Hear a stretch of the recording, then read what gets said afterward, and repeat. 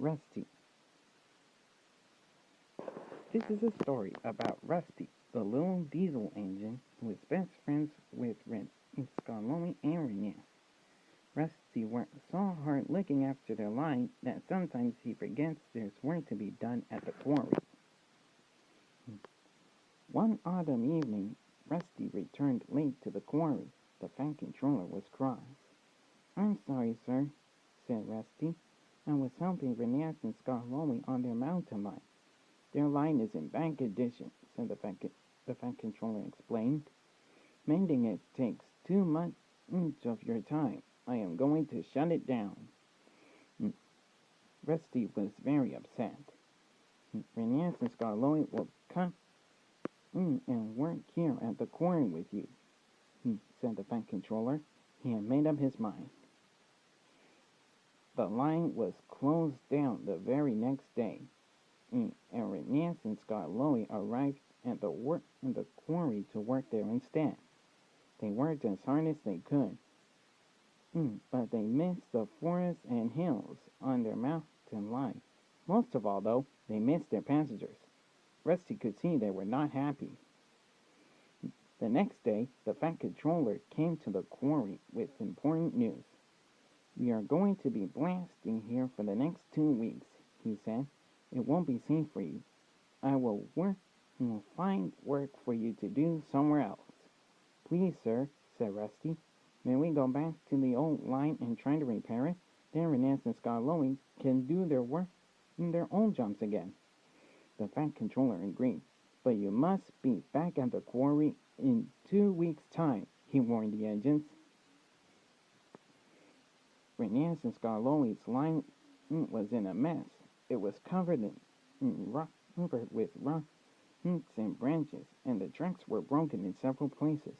The three little engines set to work straight away. "There's no time to lose," said Rusty. When Elizabeth, the vintage lorry, puffed past, she thought Rusty's plan to clear the tracks was silly.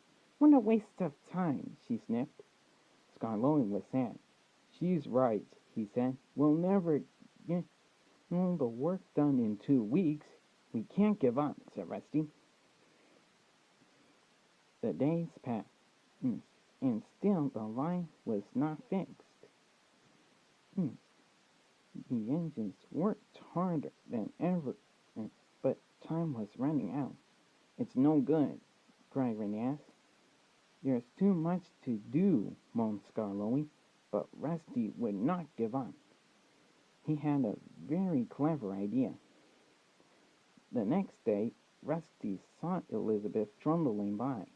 "If only we had a lorry to help us," he said loudly. Elizabeth stopped. "I couldn't possibly help you," she said. "I'm a quarry lorry." "Well, we need a very special lorry," Rusty teased. "One that can hold and pull heavy branches." "I am a very special lorry," snorted Elizabeth. "I can hold and pull," she said proudly. "So you'll do it?" said Rusty. "I will," smiled Elizabeth. Elizabeth was as good as her word. She hauled rubbish and pulled branches from the line. She helped remove a fallen tree from the cattle crossing. The little lorry puffed up and down, helping the engine until the work was done.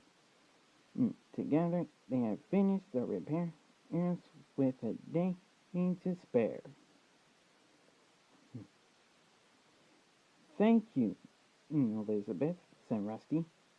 We couldn't have done it without you," said Renee and Scarlomi together.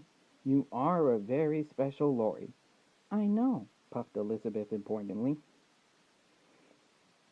Rusty's crew finished sweeping up until everything was spick and span. The line had never looked so splendid. Then Rusty's driver telephoned the fan controller, who promised to inspect the line the next morning. When the Fat Controller arrived, he was very pleased.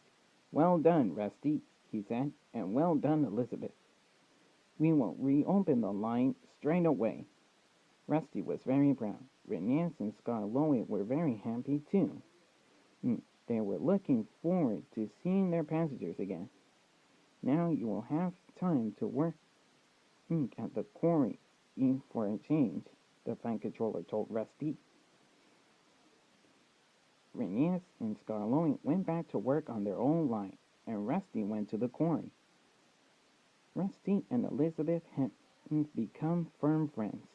Each time Elizabeth visits the quarry, she greets Rusty with a friendly toot toot on her horn. She thinks Rusty is very special too.